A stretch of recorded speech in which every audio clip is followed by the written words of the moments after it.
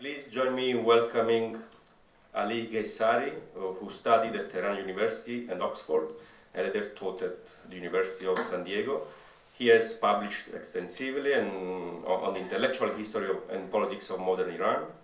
His more recent publications include Fruits of Gardens, Ethics, Metaphysics, and Textual Pleasures in Late Qajar Iran, and An Equal Treatise and the Question of Sovereignty in Qajar and Early Pahlavi Iran. Ali served as the editor-in-chief of Iranian Studies until 2020, and his current research is on aspects of legal and constitutional history of modern Iran, and we'll speak about the idea of commerce and its configurations in Qajar, Iran, domestic and trans-regional context. I'm very grateful for the invitation and the organizers of the symposium. When last summer, Professor Melville and I talked about my potential contribution to the symposium, and I talked about something about commerce. I told Charles that economic history is a little bit beyond me. But since the focal point of the symposium is on the idea of Iran, I will do my best to say something about the idea of commerce and its configurations or gestalts, so to speak, in the late Qajar period.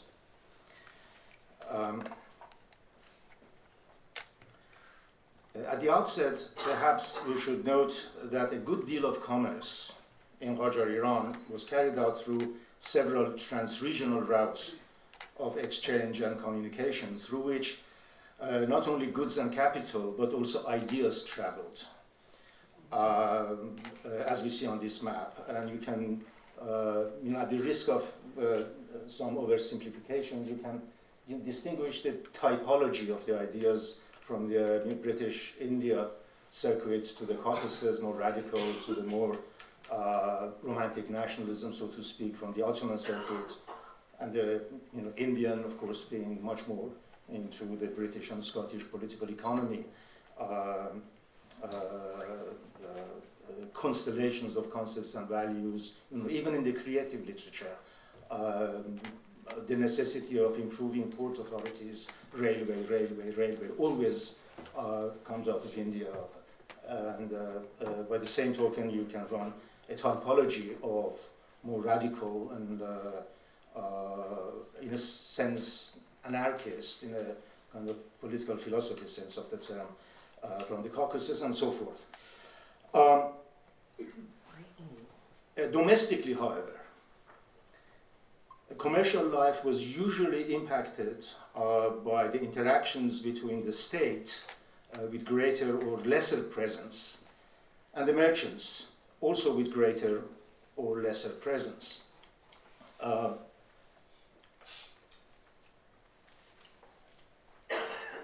This map was recently posted by Bernard Ricard, which shows north-central routes of the caravans taking from Tehran regions into the Caspian. I'll go back to this just for the sake of conversation. By drawing on a broad range of primary and secondary material, this presentation and ultimately the finished paper will explore the domestic Qajar commerce within two distinct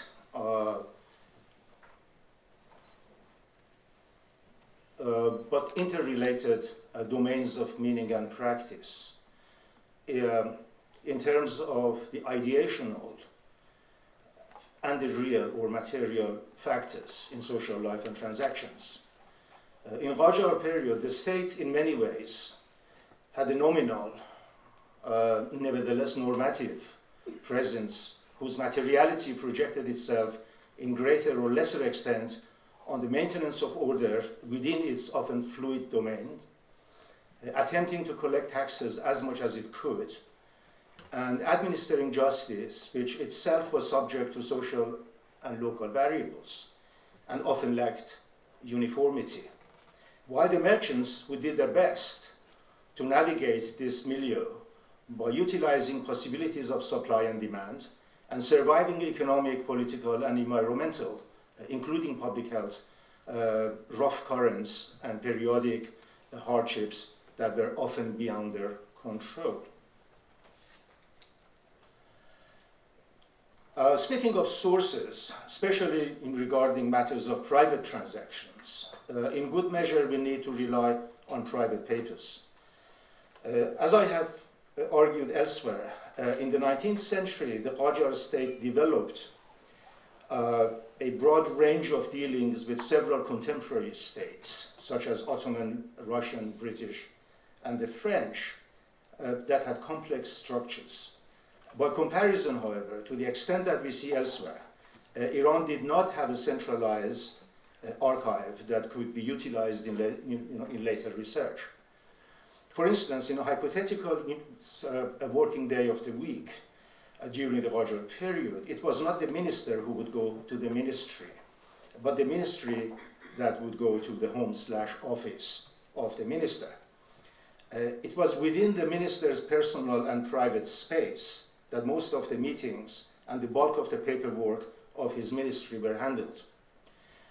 Also, often such documents and material would either remain within ministerial families, as routinely elder sons or other close relatives would be next in line for the same office, or if the principal office holder fell from grace, then some, although not all, of the papers would be transported to the home/office of the new office holder, and so on. An exception, of course, here was perhaps the Ministry of Foreign Affairs, that first during the short-lived period of Amir Kabir kept copies of foreign treaties and correspondence, the so-called Sawad Mukatabat, and then in the more organized way some years later, during the time of Sepah Salar, Mirza Hossein, of course, that such material were kept in an annex within the Golestan Palace. In a broader context, therefore, different types of official as well as private material were often being held within private households, and among other sorts of private papers, ranging from letters, property deeds, affidavits, inheritance probates, accounting ledgers, receipts, and such like. Further changes in the political and career fortunes of old ministerial and relating to our topic, commercial families in the course of the 20th century, and the inevitable generational turns and downsizing their residences saw to the further sort of dispersal and disappearance of such material. But seen together, and to the extent that some of them have survived and gradually being recovered, edited, and published, they are indeed significant for the historiography of the Qajar period. With further regard to sources, especially when it concerns merchants and their commercial activities, we have so we have another challenge that is, in fact, and it's the fact that by and large merchants were conservative and were seldom keen on writing down their memoirs. Exceptional cases, of course, always existed, such as the ones I'm going to talk about a little bit. An additional fact that also contributed to this was that usually merchants were quite busy with their routine daily work, unless there was a force majeure, in Russian occupation, the cholera, and so forth, that they had kind of a good chunk of time on their hands, and so forth. Which fully, I mean, that, them being busy, it fully consumed their time. Reading through merchants' primary material and beyond specific business and monetary details of the transactions, certain patterns can be discerned, which in essence have economic basis and are manifested in both mental and material, or in other words, ideational and real factors. For instance, during uncertain times, merchants were often reluctant to hang on to cash for far too long. An exchange value of cash would be melting before their eyes. So on these occasions, the cash was no longer king. And in later years, those who held on to the liquid assets in, for example, Russian imperial rubles, as it was a trend in at least the northern parts of Iran, Rasht and Zeli and so forth, lived to regret it bitterly. When such notes lost their value almost overnight following the 1917 Bolshevik Revolution.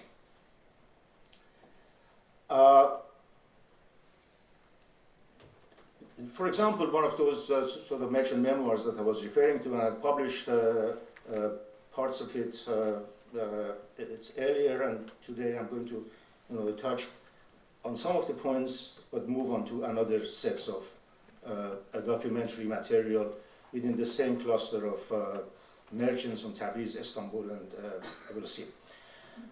For example, in Tabriz, sort of in the Tabriz-based Jurabchi merchant memoirs that I published some years ago, we come across occasions that around the period 1905, 1911, junior brothers were often sent to the bazaar with the assignment to buy whatever they could get their hands on. And there are 5 brothers and sisters, same parents. With the usual instructions that the good is not perishable, is portable and relatively easy to store, and keeps the prospect of it being always on demand. Hence, in such circumstances, we see that they go beyond their specific line of trade and deal in such items as yarn, rope, tobacco, which in turn could have long-term impact on their commercial portfolio. Initially starting with socks, but then they go to tobacco, rope, and so on.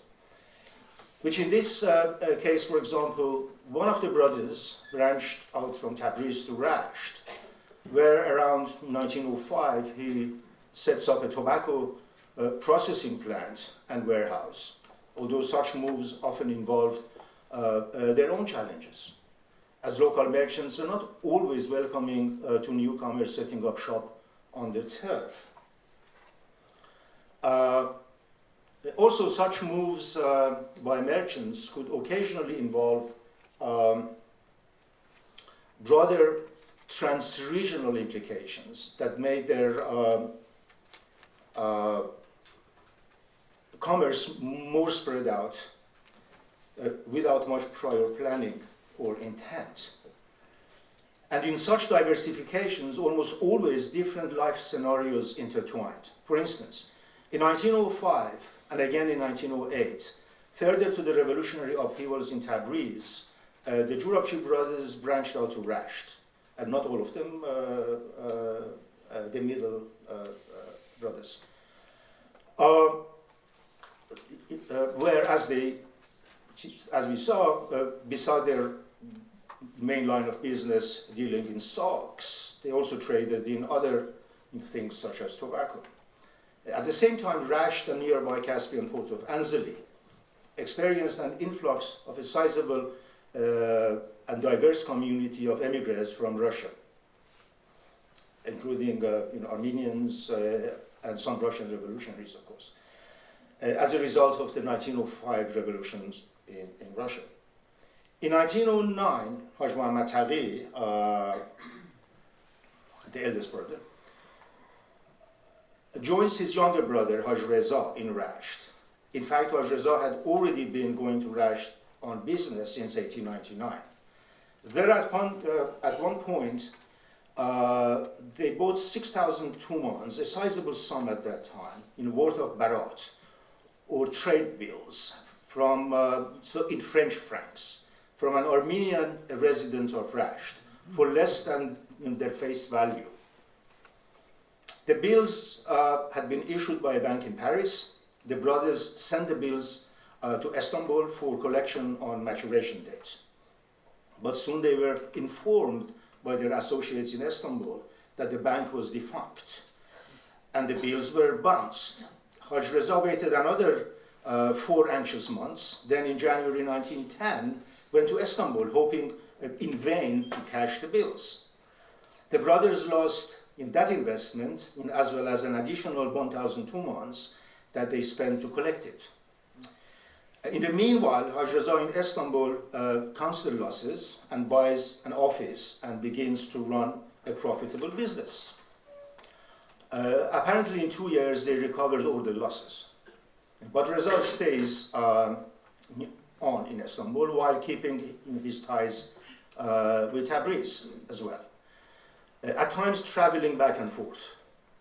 Perhaps it is likely that the brothers and their father, at least till, till the father was alive, Haj Hassan, you saw him in an earlier slide, were operating under a regime of counting their assets as one, the so-called Jam'ul Mal arrangement, which was an old practice in many merchant families, something that deserves to be studied more attentively.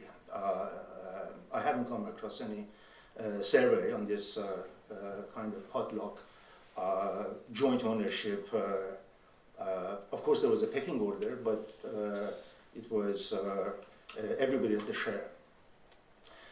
On this latter note, and very briefly, we can argue that, in fact, such practice was one of the recurrent patterns of asset formation that to a certain extent continued into the 20th century. But be that as it may, and by the same token, on some occasions, this also was responsible for asset disintegration, in particular during disputes over inheritance.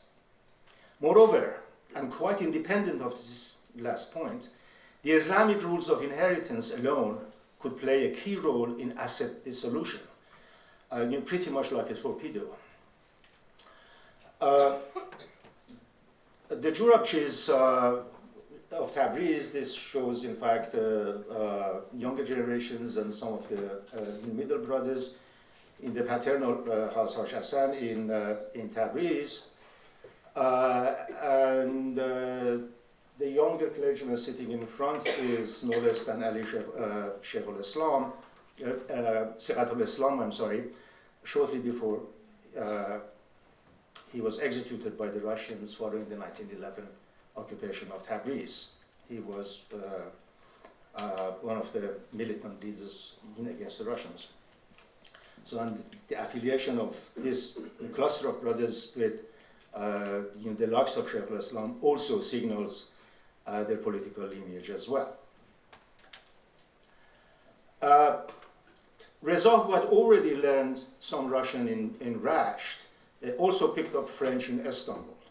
And besides business, participated in various Iranian activities in Istanbul, such as getting involved in the constitutionalist Anjuman Saadat, as well as the Iranian grammar school, and was closely acquainted with the Iranian merchant community, and also a diverse group of Iranian literati in Istanbul, including Taqiyzadeh, whom we heard earlier, Hussein Danesh, Kazemzadeh Iranshahr, and Pur Dawood, among others. Some of them, of course, he must have known from Tabriz. Haj Reza in Istanbul spreads activities. These were two of the invitations from the Iranian society in Istanbul and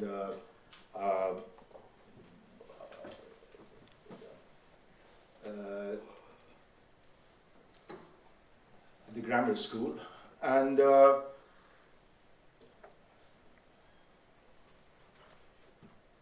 among the merchants that he met and subsequently formed close family ties with, and that would be the next focus of the case study, we can single out the story of Haj Mirza Fatali Isfahani, which vividly demonstrates the confluence of several trajectories of life, commerce and politics.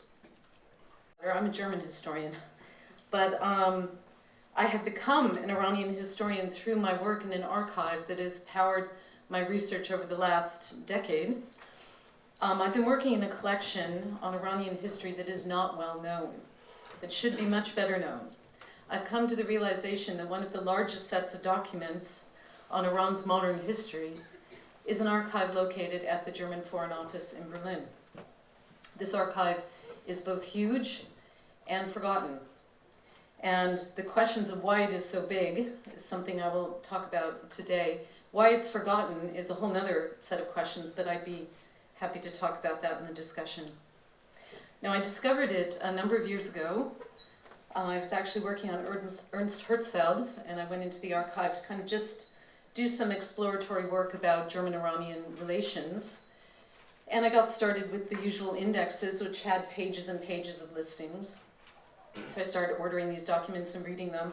And I read the old German script, and diplomatic documents are covered with handwriting. So if you can read the handwriting, they show you, they keep leading you to more and more documents, more and more collections, including an entire, basically I came upon the old working archive of the German ministry in Tehran between 1923 and 1941, which is behind a kind of archival wall of silence because there is no index for it. You have to, I found it going through the handwritten notes on the other documents and got an old mimeographed list of the contents of 73 very large boxes, which as I was working with them, I then realized what I was looking at. And it was essentially as if they had been lifted out of file cabinets and placed into these heavy boxes and then wrapped around with ropes and paper. And so unwrapping them, especially the ones that probably had not been unpacked since 1941, was pretty interesting. So to assess the scope and size of this archive, kind of earlier on, a number of years ago, I worked with an archivist, and together we compiled a master list of the collections on Iran that are at the Foreign Office and in the federal archives.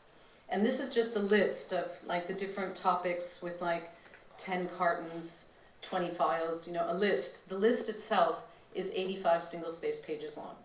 So it's absolutely enormous. It gets bigger as you go into the 20th century, and it covers a huge number of topics. So in a talk last year, I introduced this archive and reflected on how Iran's modern history can be rethought in the light of these documents. As the documents cover a multitude of topics, I mean, the archive was really created by a very confident and expanding German Foreign Office in the late 19th century that was eager to promote the expansion of its trade and to secure Germany's position in the developing world economy. So it always sees Iran as a piece of a much larger puzzle. And these documents really speak about the globalizing world, especially in terms of the world economy and the place of Germany and Iran in it. And a lot of the documents are future-oriented. They're about possible projects, what could be if Germany and Iran worked together. So just some examples of some of these documents. This was introduced today. This is the Otto Blau trade mission. There are lots of what I call trade topographies that German officials write on Iran, incredibly detailed assessments. They were meant to be comprehensive accounts of the state of Iran's economy at different times. But they go into all the local areas. They assess all the local products, the merchant practices, the money changing, the roads that go in, etc. And so this is this one's been published, but this is actually the Nachlass. It says here, these are his private papers. Otto Blau was a Prussian trade official, and this was the first modern German-Prussian trade mission to Iran. So this is an example. They talk about infrastructure projects. So I'll just run through some of this quickly. I can come back to it later, though, if people are interested. All kinds of infrastructure projects. Reports on Iran's situation during the Balkan Wars, which is incredibly interesting to read together with the history of the Constitutional Revolution, because the Russians saw Iran and the Balkans as two arms of Russian power coming down and surrounding the Ottomans. So when the Russians move forward in the Balkans, they move back in Iran, and it creates opportunities for the constitutionalist armies, for example. You can really see this back and forth of Russian power across the region through these documents. All kinds of stuff about all sorts of Anglo-Russian tensions. This is about the Anglo-Persian Oil Company in 1914 with this very striking map of what Persia might have looked like had the First World War not, there are all kinds of different mappings that they're doing, so the Russians and British are really kind of horse trading at this point in 1914 about who gets what in Iran. Military and intelligence missions in World War I. The most famous for Iranian history is, of course, the Kaveh group, which was called, in the German documents, the Persian Independence Committee. They called themselves a constitutionalist government in exile, which will be very important for what I'm going to talk about. Here's Taqizadeh. Oh, you can't see the arrow over here on the side. Here in Hussein Quli Khan, there as well, Wahid al-Mulk. They worked for German military intelligence and were part of what the Foreign Office called the Revolution Program. Things on all kinds of documents on refugees in Iran. These were what are called Russian Germans coming out of the Caucasus and into Iran after 1928. Regional wartime surveillance, etc. There are all any number of topics. There's a lot of information. So what these documents show really is that Germany is an active factor, is an active presence in Iran. Germany is not a side issue, not an absence, and not an afterthought, even though these documents are almost never brought into the modern history of Iran. I'm making an argument, as you see, that they should be. They also show very clearly the contours of Russian and British power in the country. They show these in a much sharper outline, and you see kind of what the Russians and British do, why they do what they do, and when they do it, when you factor in the German presence. And I'll give an example of that a little bit later on in the talk. Well, I've come to see that this, and I thought this morning when I was listening to William, is it William? Yes. We share a last name, which is interesting. William Jenkins's interesting paper, that the German documents provide a kind of connective tissue to all sorts of other topics, and they're incredibly detailed because the German documents differ from the Russian and the British official documents in very strong and profound ways. The Germans had a very different idea of Iran, to put it that way. They are not Orientalist. And I'll give some examples of that in later on in the talk. They were very much these official, so this archive about Iran is about commerce. It's not about culture, and it's about trade and the promotion of trade. And the Germans, the diplomats report extensively on what are called local conditions. And you see that in the trade topographies. They go from place to place to place and just report on things in great detail, which gives a wealth of information about Iran, for example, in 1907, 1908. This is the type of information that, where my paper would intersect with Williams, is that the data, essentially the information that Mohammad Jamalzadeh uses to write Ganji Shaigan, and which he publishes in Berlin in 1917, as he is a member of this group, and they have a press. The German Foreign Office gave the Indian Independence Committee and the Persian Independence Committee a shared press, which is what publishes Ganji Shaigan.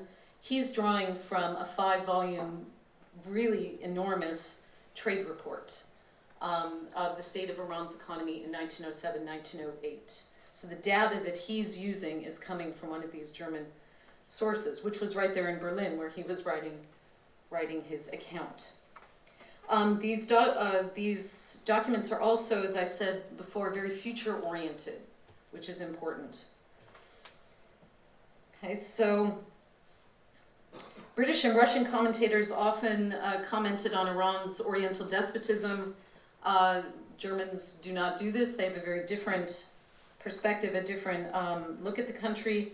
And in fact, the archive shows mainly how these German officials are viewing Iran as a site of geostrategic opportunity.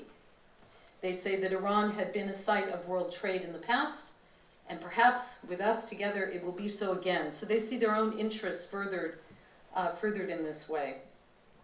The diplomats' future-oriented perspective recommends them to Iranian nationalists and constitutionalists many of who welcomed Germany as a possible European partner for industrial development. And these nationalists hoped that Germany would provide needed protection against the predatory politics of both Great Britain and Russia, and that Germany could modernize their country with machinery, with money, and with modern science. That's the hope. And the constitutional movement in Iran really attempts to put these beliefs into practice. So in the remainder of the talk, I want to speak about this relationship. What I see is really the root of the modern relationship between Germany and Iran, which comes from the Constitutional Revolution and the connections that these diplomats forged with the constitutional movement and with a number of its leaders. And then this is one of the central stories that the archive tells. It's a story that the archive has allowed me to bring together. And then I want to talk about two of its after effects. So how that relationship then plays forward. One being the shape and the timing of the Anglo-Russian Convention of 1907. And the second being this assessment of the Iranian economy, this trade report about Iran in 1907-08. The data, sort of the gathering of the data that was Jamalzadeh later used in Ganji Shagan. It was gathered by a young trade official named Kurt Jung, and his name actually means young. Jung means young, but he is young. That's also why there are no pictures of him. And I'll give a taste of like the type of report, the type of perspective on Iran's economy that he gives, that Mohammad Jamalzadeh found so useful in undergirding his arguments about economic sovereignty. So economic sovereignty is really central to national sovereignty in Iran. Okay, so without further ado, to the Constitutional Revolution. So a primary cause of the Constitutional Revolution was the bankruptcy of the Qajar state, as this had been aided and abetted by British and Russian officials. Starting in 1888, these officials had used their political influence over the Shah, the court, and the ministers to gather very valuable economic concessions. These targeted the lucrative extraction of natural resources, so mineral rights, agricultural products, Caspian fish and caviar, just to give a few examples. They were about control over roads and railways. They were contracts for the building of infrastructure and the securing of customs revenues. So this whole issue of the concessions is very important for the Germans and also for the constitutionalists. And by 1905-06, as the Qajar court is staggering under the burden of foreign loans and interest payments, a protest led by merchants and clerics kicked off this popular movement for reform. All of you know this. What's interesting, though, and where the Germans come in, is that in its opening event, the protesters are calling for rights and freedoms, a free press, equality before the law, the institution of a parliament that would check the power of the Shah. They're calling for a written constitution. They're also calling for a bank, a national bank, to counter the imperial banks of the British and the Russians. And this is the precise point where Germany comes in. Now, German newspapers were reporting on the Constitutional Revolution, and by 1906, prominent constitutionalists were approaching Germany's officials in Tehran with offers to partner in the state's modernization. It was hoped that these officials, like this man here, Wilhelm Stemmerich, who was the German minister in Tehran, Stemmerich was seen as a spokesman for Germany's industrial power and institutional expertise, and it was hoped that Germany would aid in Iran's transformation into a modern administrative state, would help it create a modern treasury, a national bank, a tax code, a lot of the things that the Schuster mission later on is charged with doing, the desires that the Majlis wants Schuster to fulfill. A lot of these are initially made as requests to the Germans. Now importantly, these German diplomats, perhaps because they're nationalists themselves in a lot of ways, they're very proud of Germany's recent achievement of a nation state, and they're sort of enthusiastic nationalists. Very importantly, they support the nationalist movement and its sovereignty claims. And the British and the Russians do not do this. So this is a very important difference. The German minister here, Wilhelm Stemmerich, he was also very clear about where Berlin stands in the conflict. The new parliament needs funds. Germany wants a closer relationship with the parliament. Because Germany is only allowed to be economically involved in Iran, it can't really be involved with the Shah in the court in the same way as the Russians and the British, so it wants to be involved with the parliament. So the German officials recognize the Majlis, they recognize its attempt to create new financial institutions, and they support the nationalist call for economic sovereignty regarding state debt and the ownership of natural resources. They work with them, and they decide they are going to work with them. There's a joint project going forward and a bank concession to establish a new national bank, which would be a state bank for Iran and a trade bank for Germany. And I'm assuming that people know this, but the Imperial Bank of Persia has the right to print paper money in Iran. Not that, so this was something that was said to the Germans. They want control over their own money, which they don't have. It's the Imperial Bank which prints the money. So for members of the Majlis, national sovereignty is articulated as being connected to economic sovereignty for the ones who are coming together with the Germans. And per the 1906 Constitution, it's the parliament rather than the Shah that is going to exercise authority over all, quote, foreign loans, contracts, and concessions, end of quote. So representatives of the first parliament of October 1906, they believe that the foreign debt that's been brokered for the Shah via the Russian and British imperial banks, that this is a terrible danger facing the new state. They drew lessons from the fates of their neighbors from Egypt and the Ottoman Empire and their European-controlled debt commissions. And they could see a kind of debt commission which is being threatened, kind of coming at them potentially as well. Egypt and the Ottoman Empire had become, as it was said, mortgaged states. They were sovereign in name only. They did not have real freedom or independence given that they were dictated to and constrained by the debt commissions. So this is what the members of the Majlis, like Sani O'Dowleh, who works very closely together with Stemrick. And the friendship between the two of them, or the seeming friendship, it said Sani O'Dowleh is going in and out of the German embassy. Or not the German legation, it's a legation, not an embassy. So the fact that they're going in and out is remarked on. So these parliamentarians feared being subjected to such a debt commission, and in February 1907, they set out a list of demands to clean the proverbial financial household.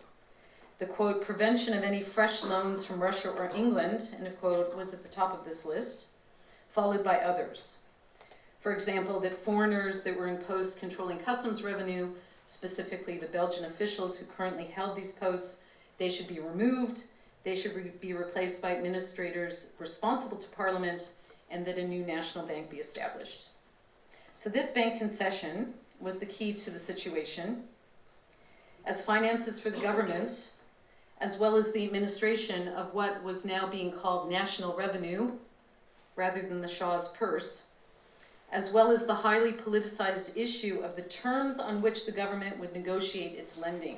This was huge. This sounds like now, but this was very active back then. The terms on which the government could negotiate its lending, these were primary concerns, and resolving Iran's financial questions became really central to the political struggle.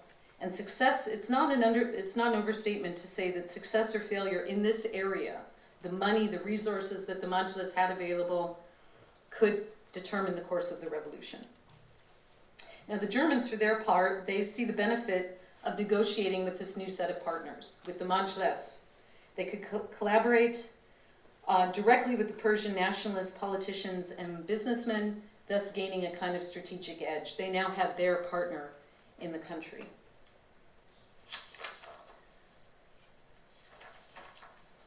So in furthering the project of financial and administrative reform, Stemrick solidifies his relationships with these leading parliamentarians, the Majlis President, Sani O'Dowleh, his brother, Mukhbar Saltaneh, the Minister of Education for the First Parliament, and Istiham Saltaneh, the Majlis President in the fall of 1907. And the first two are members of the prominent Hedayat family, and they had studied in Germany. Sani O'Dowleh, in fact, had studied mineralogy and was an industrialist himself with plans for railroads, for sugar processing plants, and for textiles. And so his interest in forging a kind of modern state structure and legal system for Iran in order to industrialize the country, these interests align very closely with Stemrich's own. And in fact, it was reported when he is assassinated in February 1911 by, as it was said, 2 Georgian assassins who gunned him down. He was the finance minister in the winter of 1911 and had just negotiated a potential German loan and had arranged Morgan Schuster's contract. And the German minister then writes to the chancellor that the Russian paper, the Novye Vremya, quote, spread the news of the German-friendly stance of the murdered man, as it was said. So his connections with Stemrich proved to be very dangerous for Sauniya Dalal. So actions taken by German officials and Iranian nationalists around economic sovereignty are practical, they're financial, they're institutional, but I want to emphasize that sovereignty here also has an emotional side. It refers to the importance of mutual recognition and self-respect between partners. In contrast to Germany, British and Russian diplomats do not recognize the claims of what they call Muslim nations, including Iran. And Russian and British officials routinely denigrate Persian politics as either ridiculous, it's not politics at all, it's just chaos, or dangerous, it's anarchy. It's not, the Germans by contrast see it as rational and see it as political and valorize the movement in these terms. And that makes a huge difference here. German officials speak of a political movement with legitimate claims. Now, discussions between British and German diplomats in Tehran raise the issue of the sovereignty claims of the Iranian nationalist movement and their appeals to dignity, respect, and a common humanity. And several British diplomats see Whitehall's rejection of the nationalist movement as a dangerous flaw in British imperial diplomacy, as they realized that the moral claims underpinning their diplomacy would be shown to be hollow. So in this case, this man here, Cecil Spring Rice, very well known, he was the minister, young minister in Tehran at this point. He worries, his letters are really interesting on this point, so I want to speak a little bit about that. This diplomat, Cecil Spring Rice, worries that Britain's position, the position that Britain is taking vis-a-vis the Persian constitutional revolution, is offering hostages to fortune. Specifically, he says the contempt shown by British officials, either directly or indirectly, to the new political forces emerging in Iran is a matter of concern. As he writes to his friend, who's the editor, he's in the middle here, the editor of the London Times, Valentine Chirault, Britain's lack of real support for the constitutionalists, for their nationalism, and for their parliamentary aspirations, that this was experienced in Iran as, at the very least, hypocrisy, or something decidedly worse. It was certainly met with incomprehension. And Kazamzadeh, a long time ago, said that the constitutionalists expected opposition and autocracy from Russia, but they expected something better from the British officials, which they did not get. So Spring Rice gives Chirault an example and uses this old-fashioned wording here. He says, this is the example that he writes to him. He says, a Turkish diplomat asked me, Spring Rice wrote, quote, if England hates Muslimanism so much that even when a Muslim nation becomes a free one, that England will fight against its freedom, end of quote. Here was a deep and serious problem for Britain across her empire. As he wrote, quote, I fear our abandonment of the cause of liberty as soon as it is adopted by a Muslim nation, and our alliance with the enemy of liberty, by which he meant Russia, quote, because it is a Christian power, this all leaves this impression, end of quote. He believed that the incomprehension of the Persian constitutionalists regarding the British position would only curdle into bitterness, and that German officials are supporting the nationalist movement deepens the problem. Because coming at the issue from the other side is a German publicist named Paul Dane. And he gave a very interesting reading of events. Iran's constitutionalist movement, he wrote, did not emulate English developments. It was parliamentary, but it is not English. Its anti-imperialist nationalism had an anti-British character. As he wrote, quote, with the help of parliamentary interests, England hopes to make moral and other conquests in Persia, Dean wrote, end of quote. But he goes on to say that parliamentarism in Iran, oops, I need my glasses here, parliamentarism in Iran does not support the imperial status quo, and that the Russian-Japanese War had changed all of that. As he says, quote, in fact, it is precisely this parliamentarism which appears to have, in connection with the rise of Japan, instigated a movement in Persia that directs itself against Russian as well as English special interests, end of quote. So it's this kind of parliamentarism. He says, quote, Persian national feeling has also begun to awaken and expresses itself in the demand, Persia for the Persians and governed by the Persians. The German side has greeted this movement with sympathy, end of quote. So here's exactly the issue that's worrying Spring Rice, that Germany and not England is the supporter for Persian constitutionalism, and that Germany and not England is the European partner for the Iranian national movement. So from diametrically opposed political positions, Dane is a pan-German, Spring Rice is a liberal imperialist. The two men arrive at the same observations. This crossing of the lines, Germany in support of Iran's national movement and Britain against, was soon to come to a head. Because from the first signs of German support in Iran, this had a real effect in spurring forward the Anglo-Russian negotiations. And Germany's presence in Iran then is central to the shape and tempo of the agreement that results. So I'm going to go now to my first after effect, which is, so if you look closely at the coming together of the Anglo-Russian Convention of 1907, you see some very interesting things. Because Iran's constitutional revolution, its political transformation, is playing a very important role in the forward movement of European imperial politics. These three topics, Germany's bank project in Iran, the constitutional revolution, and the Anglo-Russian negotiations, are almost always treated separately. But it makes a lot of sense to bring them together, because actors at the time brought them together and saw these interconnections. Persia's revolution had been spurred forward by imperial upheaval, and its struggle for national sovereignty was playing out in an arena shaped by imperial conflict. These two issues being negotiated in 1907, Iranian nationality and imperial stability, were not separate, and many saw them as entangled. More to the point, imperial officials in London and St. Petersburg used the Persian conflict to spur forward this new consensus between themselves.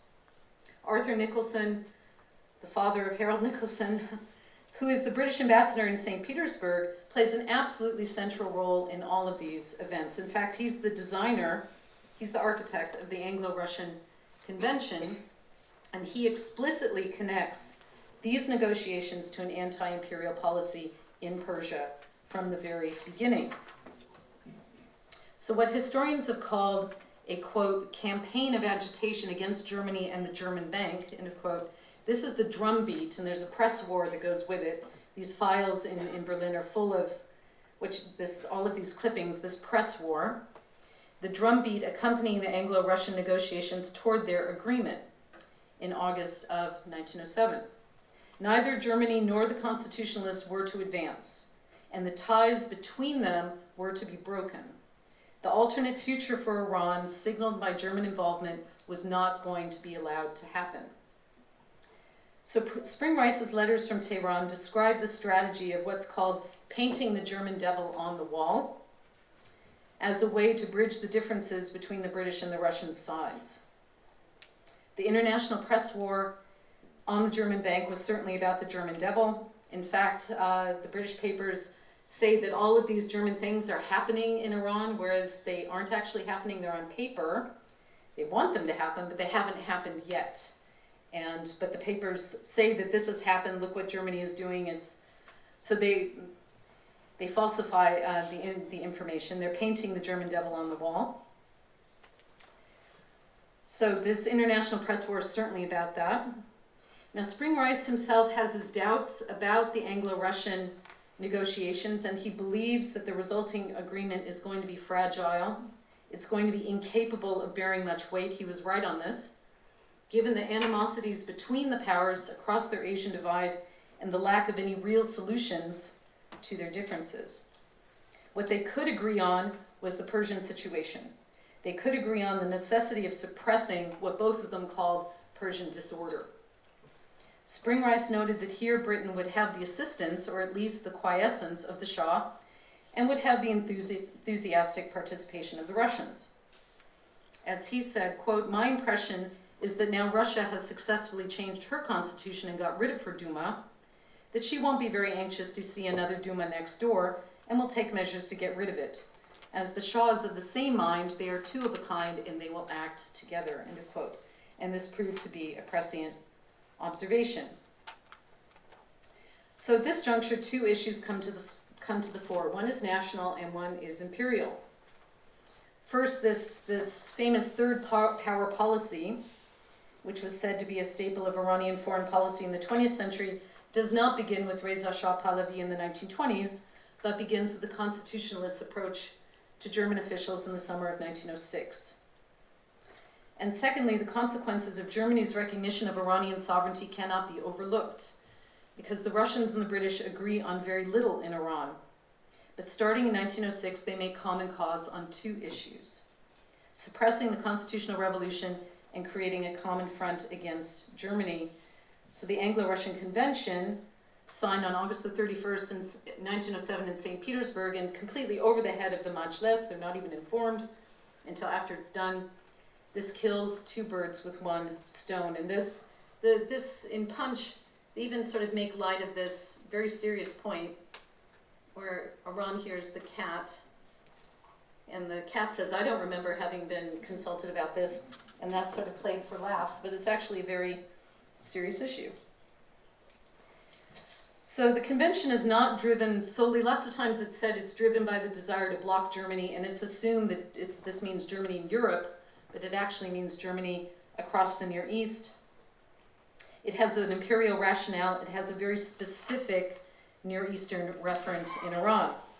It takes direct aim at breaking up this new constellation of Germany and Persia's constitutionalists and the possible alternate future for Iran that this relationship represented. So the German threat here is not wearing a Prussian helmet, but is in Persian garb. Two minutes? Let me just give a sense then of the trade report, if I can. Okay. So I'm moving at, my second thing is this trade report done by Kurt Jung. Just here is the map of the division, the partition of Iran. Because after the signing of the convention, Germany is determined to keep up its trade push into Iran. As the foreign minister von Schoen tells the Reichstag, the way to move forward is, as and I quote, trade, and still more trade. So they're continuing to push forward. So in that spirit, this young man, Kurt Jung, is sent to Iran and tasked with gathering data for a comprehensive economic report. So he travels in Iran in 1907 and 1908, travels all around the country, and the resulting report is 5 volumes. And interestingly, it's all about building infrastructure, but it's all about networks. Now with our interest in global history, it's interesting to see that Volume 2 is about transport networks, roads and railroads, what needs to be built to facilitate Iranian industrialization. And Volume 3 is all about financial networks, a modern financial system. So Kurt Jung, I was going to give, I don't have the time, but I was going to talk about the way he talks about Yazd, because the city of Yazd, the way that Kurt Jung talks about Yazd is, I don't think you'd find that in any other document, because he looks at it purely in the context of sort of what, well, So what is being produced there, so the prosperity that undergirded the city before, why that had vanished, mainly because of the building of Russian infrastructure in the Caucasus, the Trans-Caspian Railway, which had effects deep into Iran by routing traditional routes for tea away from Yazd. So Yazd had never industrialized, it was not deindustrializing, but it was a kind of victim of what we would now call global decline all the same. So it's Russian, so the building of Russian infrastructure that is having very material effects in Yazd, and that's how he talks about it. And then what the solutions are to rebuild the city's prosperity. But to give a sense of his report, he's to assess Iran's, sort of the state of the Iranian economy and to make specific recommendations for German-driven involvement. So this is about building roads, mechanization projects, and partnering with local merchants. So in the process, he pens one of the most detailed assessments of Iran's early 20th century economy to be found anywhere. And it covers a whole host of topics. It's interesting that he emphasizes throughout the uneven development of the country and the fact that all of its pieces labor under the expansion of the Russian and British zones of influence, that's the pressures acting on them. The pressures are very real. So he reads Iran's condition situationally in the context of Russian, British, and Ottoman connections, and he does not see its poverty in isolation, but resulting from very particular and recent modern factors.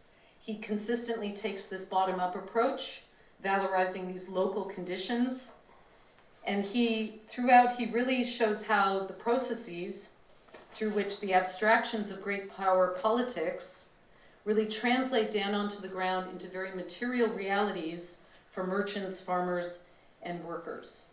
So he shows how decisions taken in London and St. Petersburg and channeled through the Iranian court generate local effects, and what he describes are these landscapes of decline. So it's interesting, I mean, he's writing on the weakness of the Iranian state, the fragmented condition of the national market. Indeed, he poses the question of whether such a national market in Iran exists at all. He sees really spreading fragmentation, and the political turbulence of the current period is sort of pushing all this forward. State fragility and economic fragmentation are continuing apace. They're being driven forward by the ongoing political turmoil of 1907-08, which the Anglo-Russian Convention had claimed to halt, but clearly had not.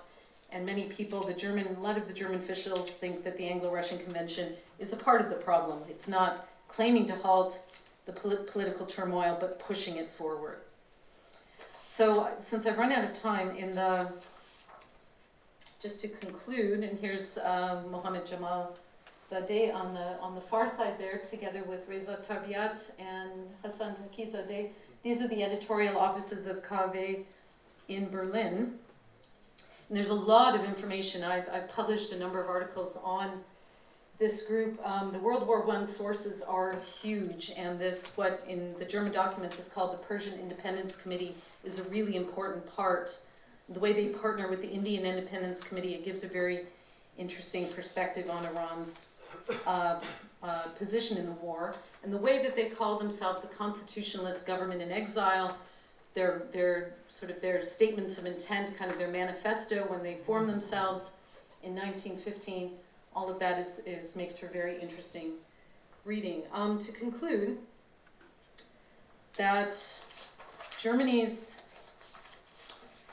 so I hope I've made the case to you that these German documents provide incredibly important information on modern Iran, and this is another topic I've published on quite a bit.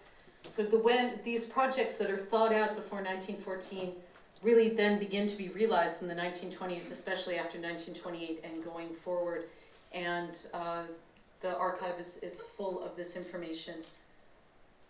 There's just some more pictures of the KW group here, and then the man on the far side is the diplomat Rudolf Nadolny, who is the liaison between the Foreign Office and German military intelligence, a group called Section 3B, which Nadolny burned all of its files at the end of the war, which is pretty. But there are copies. I mean, the Germans, like true to stereotype, keep lots of records. And if one thing gets burned, it exists in a copy somewhere else, so there's plenty of information. And then just some, this is the title of the book now, on the 19th century side of this relationship, and then on the other side I published a lot of articles on the 20th century aspects, and then this book on the 19th century story. My area of work is in the history, if you like, of the religious thought of scholars, and my project at the moment is the sort of late 17th century into the first half of the 19th century, late 18th century, first half of the 19th century. And looking particularly at this period at the beginning of when Qajar Iran was forming its state institutions, and the ulama role within that. But necessarily, when you're talking about the ulama, you have to take into account the fact that they were a transnational community moving across borders. And as I hope I'll show you, is that most of the religious ideas that were coming out of the ulama that were based in Iran had their gestation, if you like, within the shrine cities of southern Iraq and particular scholars within that area. So the issues in terms of the study of the way in which the ulama related to the Qajar state.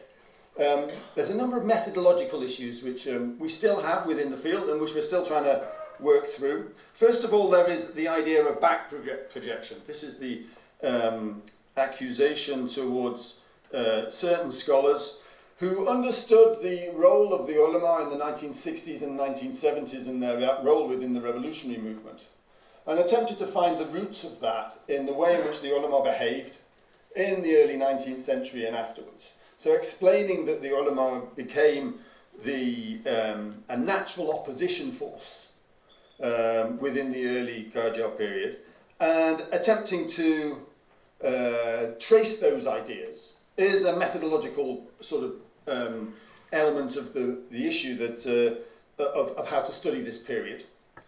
Secondly, there's the issue which comes up about the discontinuity. So we had the Safavid period where the ulama had a particular relationship with the state. And by the end of the Safavid period, I think you can probably describe that as a pretty subservient relationship with the Safavid state. That is, that they were incorporated into elements of the Safavid state, and most of the scholars that were active and operational within the Safavid state were not what Shi'i history remembers as great scholars. They were quite low-ranking scholars. Not like the earlier Safavid period, where some of the scholars who were involved in the administration of the Safavid state were major scholars in the way in which Shiites write their history. By the end of the Safavid period, they weren't so prolific. Now, what is the relationship between what was happening at the end of the Safavid period and following the interregnum, if you like, the beginning of the Qajar period? Was there a continuity in terms of the way in which the Qajar ulama related to the state, or is there a discontinuity between it? And to what extent can we talk of a clean break in the way in which the ulama relate to the state and a new set of relationships emerging? And then there is the inconsistency, which many people have recognized when reading what the ulama write and then what they do. Don't try and project contemporary issues onto the past, but there is an issue with the way in which the ulama write about the legitimacy of the political establishments, any political establishment, and also, but the history, if you like, of how we see how they operated in relation to the political establishments they happen to be living under.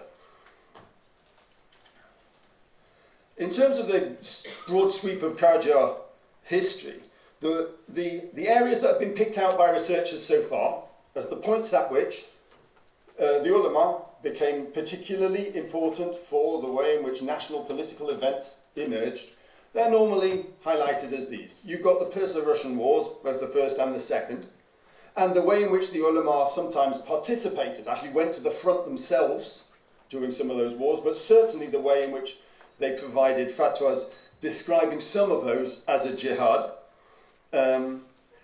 There's the challenges to the ulama prerogative within the religious establishment, thinking of Sheikhism, Babism, Baha'ism, and what were the ulama wanting the Qajar state to do about these threats? How were they going to get the Qajar state to reduce the impact that they may be having on the ulama's authority? Of course, there's tobacco boycott, and then there's the involvement in the constitutional revolution.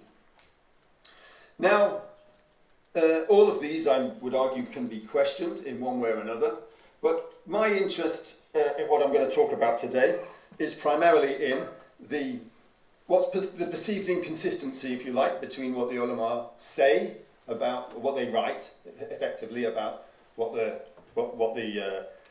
how they view the state, what a political organisation should be like or shouldn't be like, and then how they behave in terms of their contact with the state. This is one element, if you like, of research which has been a part of secondary literature today, and which I'm working on at the moment. And then the second part is the period, if you like, of the development within the religious establishment between the emergence of Karbala as the major centre for study of ulama. That is, there wasn't a centre within Iran. The ulama in the late 18th century and early 19th century, if you wanted to rise the ranks, if you wanted to get any credibility as a scholar, you had to go and study in Karbala. Or later, Najaf, as the centre of gravity shifts from Karbala to Najaf. No major scholar would be able to gain a reputation purely by staying in Iran. They had to leave and come back. And so my area of research, so we have this is just a little short history, if you like, of what was happening in the Iraqi seminaries that were populated quite significantly by Iranian ulama. And there's a lot of the scholars in the Iraqi seminaries who were training, and the major scholars themselves were Iranian descent, or indeed came and studied and then returned to Iran. And this is the area which I'm particularly interested in, the person of Muhammad Baqir Behbahani. Muhammad Baqir Behbahani, sometimes known as Vahid Behbahani, was the scholar credited with establishing the system known as Usulism. Usulism, I don't want to get too, I'm sure you're not that interested in the technicalities of Shi'i religious legal theory, but Usulism was the theory that a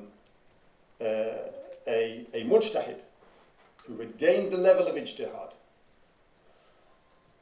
was able to make decrees, fatwas, and make rules which the rest of the people were religiously obliged to follow.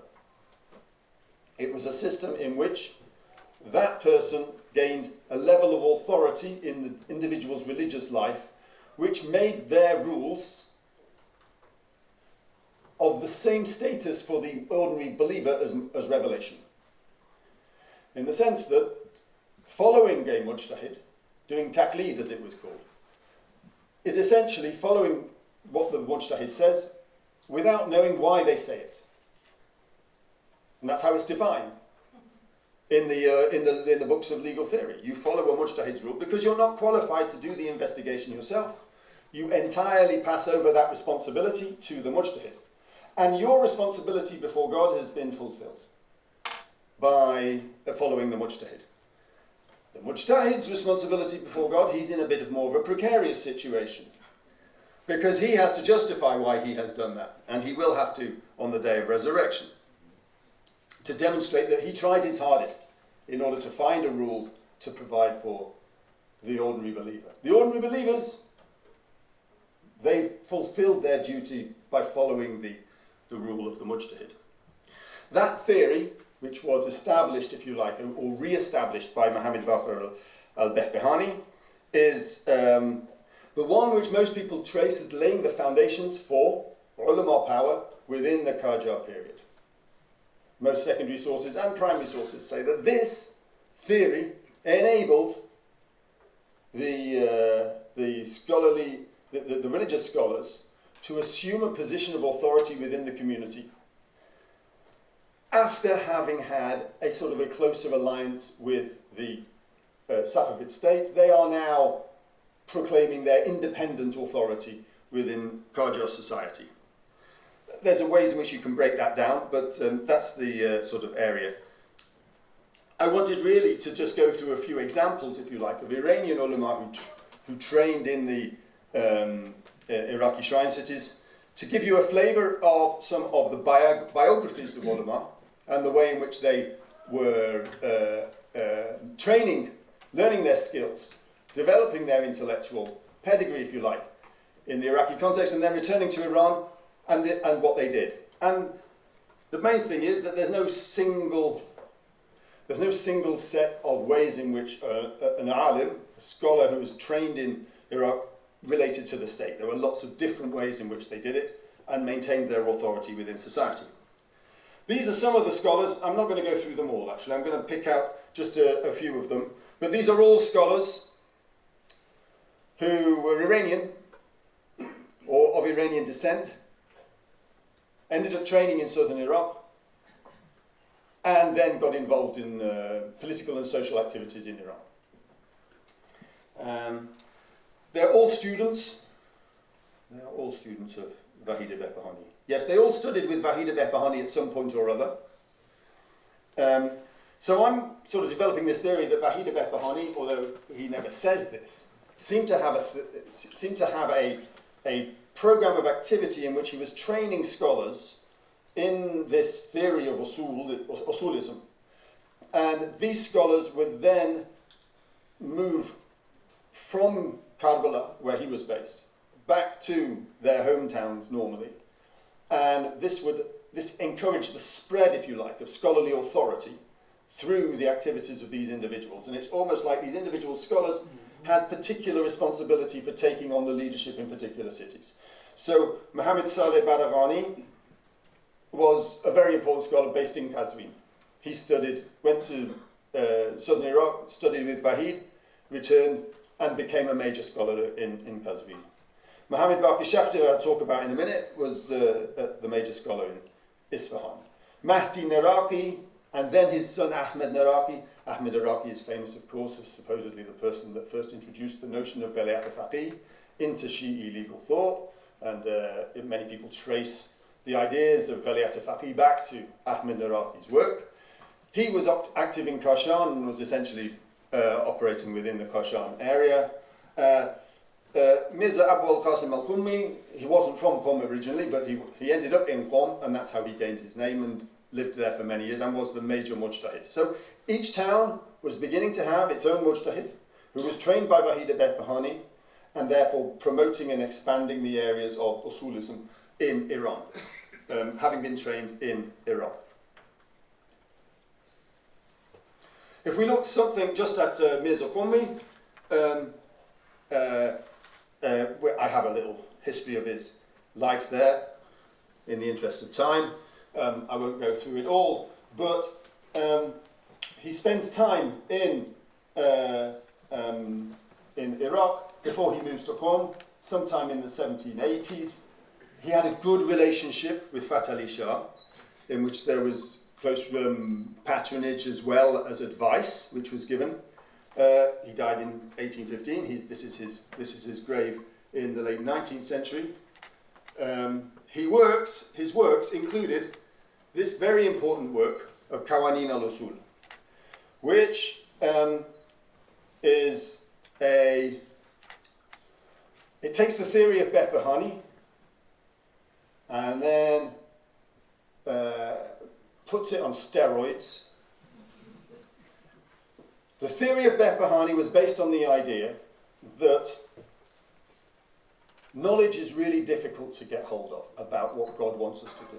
It's actually really hard to know what God wants you to do in terms of obedience to the Sharia. So you have to have an expert who's going to do that work for you. That expert is the mujtahid. Okay. Now the theory was that there are some things which an ordinary believer can know without the help of a mujtahid, and there are certain things which a mujtahid is required for.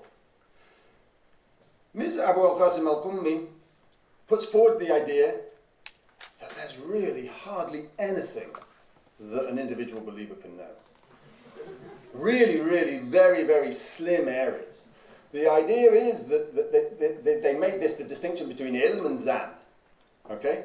Ilm is knowledge, certain knowledge of, that you are doing, you are following the God's law. Zan is the idea that you might have a sort of a 70-80% chance of being right. The mujtahid, when they make a ruling, is always basing it on his zan, not ilm. The mujtahid doesn't know what the law of God is. It's in the same situation as everyone else, but he has the skills, and it is always a he in this period, he has the skills in order to examine the sources and bring out a law and then present it to you. His zan, when he presents it to the ordinary believer, becomes their ilm.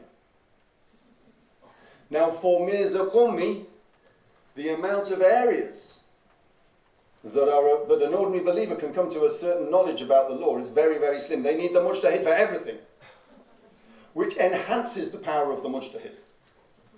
And his zan, he spent a lot of time describing how zan has the power, what he calls hujjiyah, has the power to produce legal rulings which individuals should follow. It's an extremely complicated work, and I don't recommend you read it without someone who knows what it's actually trying to say. Yeah, without a mujtahid in order to read it. Well, you've got to understand, when they wrote these books, they weren't designed for me to read and understand. They were designed for a different audience. I just try and understand what they're on about. We have the Irshad Nameh, another work of his, which is in Persian, in which he provided advice to Fath Ali Shah about what he thought Fath Ali Shah should be doing. A demonstration, if you like, that he was quite willing to give Irshad to Fath Ali Shah when he wanted it. This has been published. It was the subject of articles and examination. Lampton wrote an article. Abdul Hussein Haidi wrote an article. In English, these are secondary literature references that you can refer to if you're interested. The Jami' Shittat, which is his fatwas collection, very interesting set of fatwas, which with whole sections on jihad and whole sections on other areas of everyday life, in which he essentially demonstrates how things become legitimate when the mujtahid says they're legitimate in terms of religious law. I'm aware of time, so Mirza Muhammad Akhbari. So here's another, completely different, if you like, set of ulama history. This Mirza Muhammad Akhbari was an Akhbari, so he didn't accept Wahid Behbahani's theory of usulism. He believed that there's quite a lot that scholars that individual believers can get access to in terms of knowledge of the law. They can do it by reading the Akhbar of the Imams. That's why he's called an Akhbari. He was born in India. His family came from Khorasan some generations before, but he was born in India into a sort of Persianate environment within the Indian context. And I've done a little map with his travels. He's quite interesting. Now, my drawing of the map using the tools which PowerPoint are made available may not be entirely geographically precise. Okay, I did my best with the mouse as I moved it across the map. I thought I'd go for a map which was roughly of the time rather than a map of the contemporary map. First of all, he goes on Hajj when he's 20 years old. So he's trained in India in a religious environment in Arabic and Persian. He goes on pilgrimage with his parents.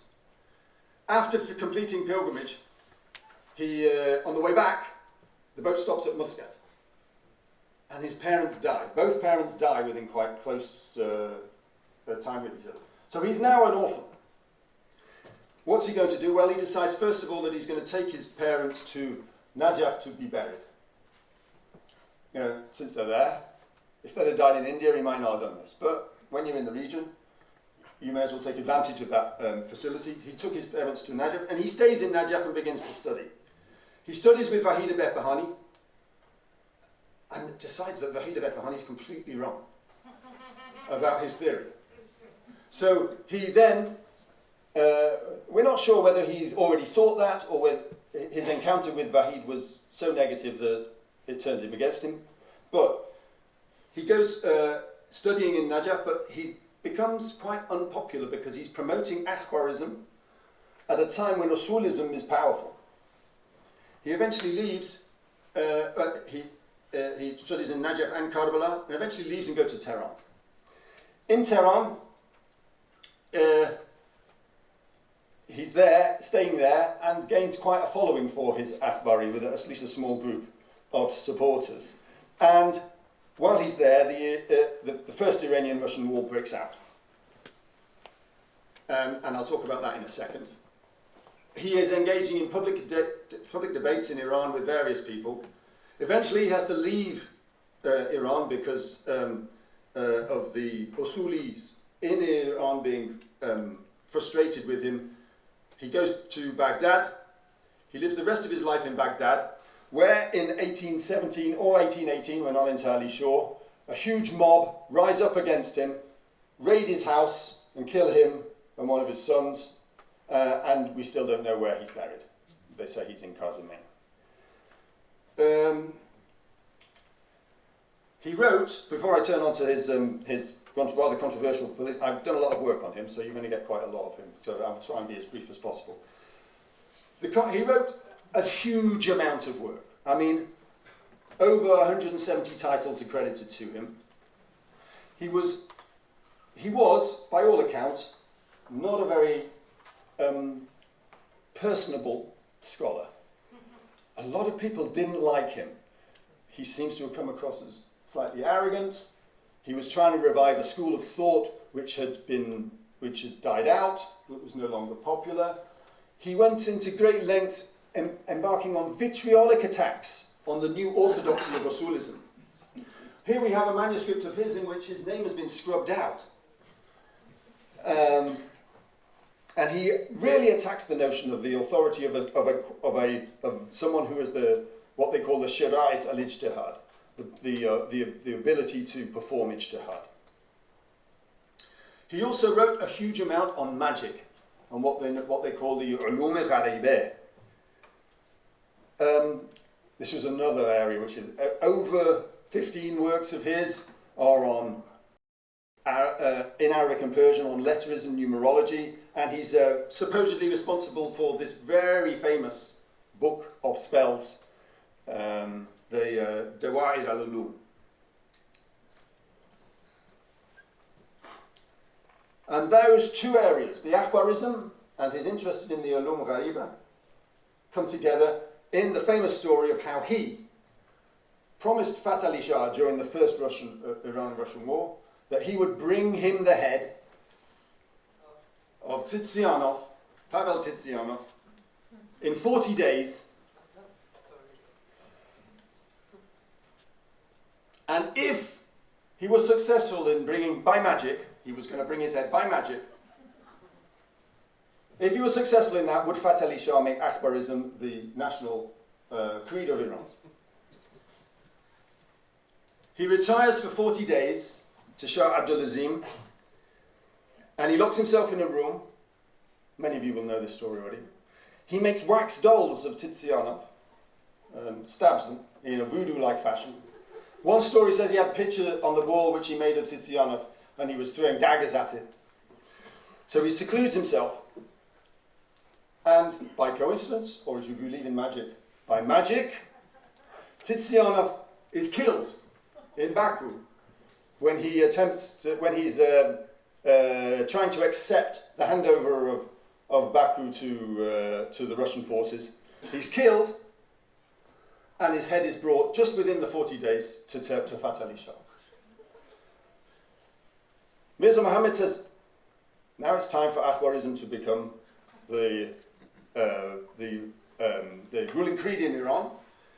The Usuli ulama, this is according to the story, the Usuli ulama gather together and say to Fath Ali Shah, if you let him become the person that's promoting Akhbarism in Iran, that will be the end of Islam in Iran.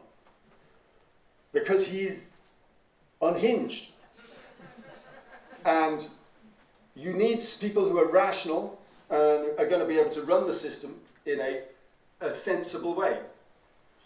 So it seems like Fath Ali Shah probably forced him to leave Iran eventually, and he goes to Baghdad, and the rest is history. The Usulis proclaim a fatwa against him, saying that his blood is licit, and supposedly encourage a mob to attack his house, and he ends up being killed. He's a fascinating figure, and will be a pretty large part of the book I'm writing. His family will not agree with what I've just said. I know this because I met his great-great-great-great-grandson when I was in Karbala, and he said he never did any magic. This is all a scheme which the Usuli ulama put together, a sort of a fabrication which they put together so that everyone hates him. He wasn't interested in that. They were just jealous of the fact that Fath Ali Shah loved him. Whether this is true or not, Sayyid Murtada doesn't tell me what his evidence is for this, except for the fact that all of the accounts of the history of the period are written by Usulis. Anyway, he wasn't impressed with my account of the story. Okay, I had one final example, which was Muhammad Baqir Shafti, which I'll go through very quickly because I know we're running out of time. But Muhammad Baqir Shafti was another scholar who, oh, this is something actually, so we've got these two images, and then this is going the rounds as a picture of him. But he died in 1844. I don't see how this could be a picture of him. Those of you that know about photography in Iran, I think this is fake. But you find it on a lot of ulama websites that here's a picture of Muhammad Baqir Shafti. But he died in 1844. It's not completely impossible, but it seems highly unlikely that there's a photo of him. But anyway, there seems to be there's a lot of photos of ulama from the 19th century, which I think aren't photos of that. They're just a picture of a guy in a turban. And I think that they're being used in order to enliven the stories which are being told about the ulama in the 19th century. Anyway, his life, he came from Shaft. Shaft is close to Rasht. It's a little village. Unbelievably, it's produced two major scholars, or at least two major scholars families come from there, because Mirza Qummi's family came from Shaft as well, which is, it's a tiny little village. You'd blink and you'd miss it when you were travelling through. He relocates to Karbala, studies with Vahid, then he moves to Kazimiya, studies there, then he moves to Kashan, and to Qom and then Kashan, and stays with Mirza Mahdi Naraqi, and then probably with his son Ahmed, who'd returned. Ahmed famous for his promotion of Veliyat al-Faqih. And then he moves to Isfahan, becomes the leading cleric in Isfahan. The Masjid al-Sayyid, which many of you visited in Isfahan, he built that, not personally obviously, he had people to do that for him, but he funded it. And he dies in Isfahan in 1844. That's his grave. He wrote a number of books, and he is probably most famous for, amongst those of you who don't do Shi'i history, Shi'i intellectual history, is his letter exchange with John McNeill over the Muhammad Shah's attack on Herat, in which he has a letter of exchange in which John McNeill tries to say to him, the Muhammad Shah's doing a bad thing by attacking Herat. Why don't you sort of like rein him in and try, you're a member of the ulama, he'll listen to you, you say to him, and he says, no, Muhammad Shah's doing exactly the right thing, he's protecting the interests of the Muslims in this campaign, so I'm not going to listen to an English guy telling me that I should tell the Shah that he's doing something that might harm Islam. I'll make my own decisions about that, thank you. Apparently he ran Isfahan in the period pretty much like an Islamic state. These are all the stories you have about how he was willing to implement the Sharia in ways which many ulama were nervous about. Now, the ulama were nervous about implementing the Sharia, partly because of the theological reason, in that the ulama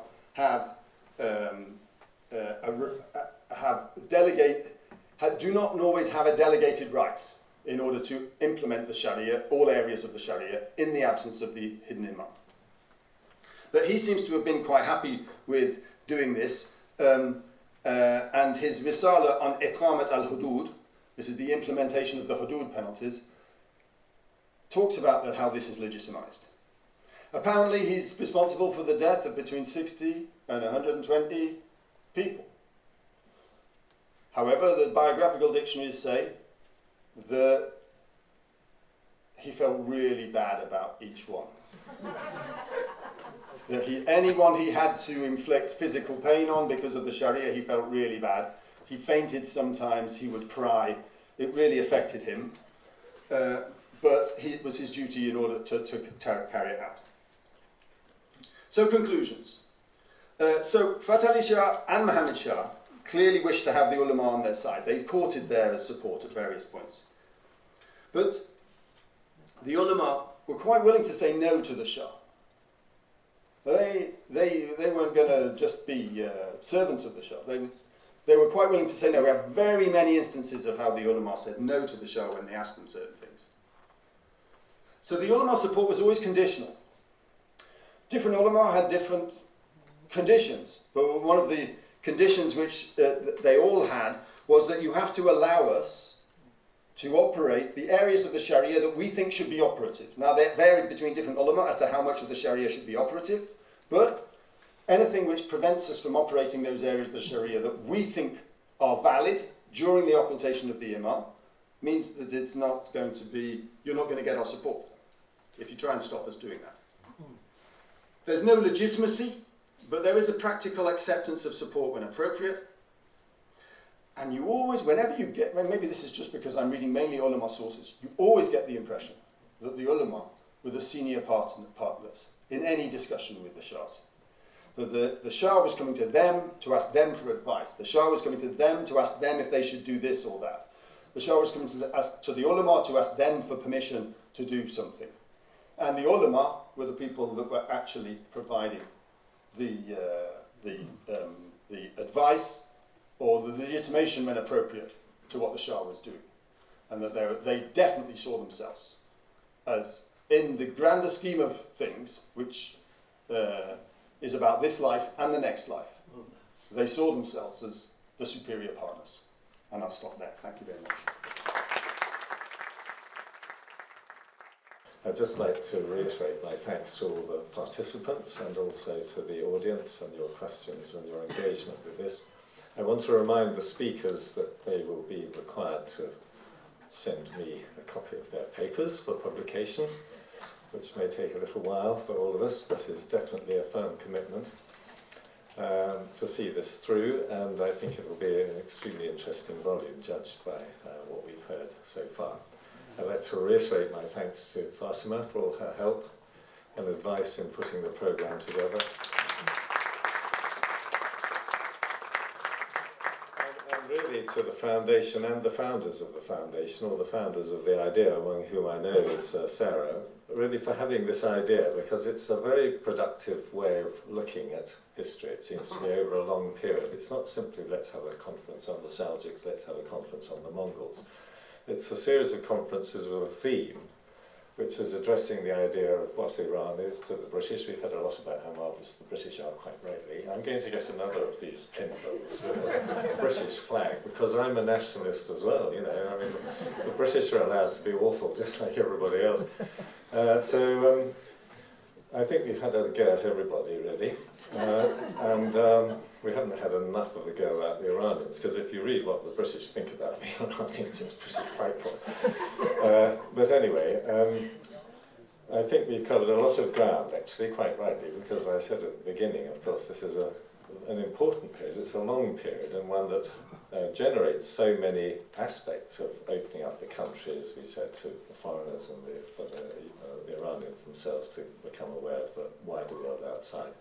So thank you, Fatima, for persisting with this really excellent series, and I think this might be one of the last, certainly as far as my involvement is concerned, but the jury's out on that. So there we are, and also to the whole foundation, of course, as us supporting it. So thank you very much.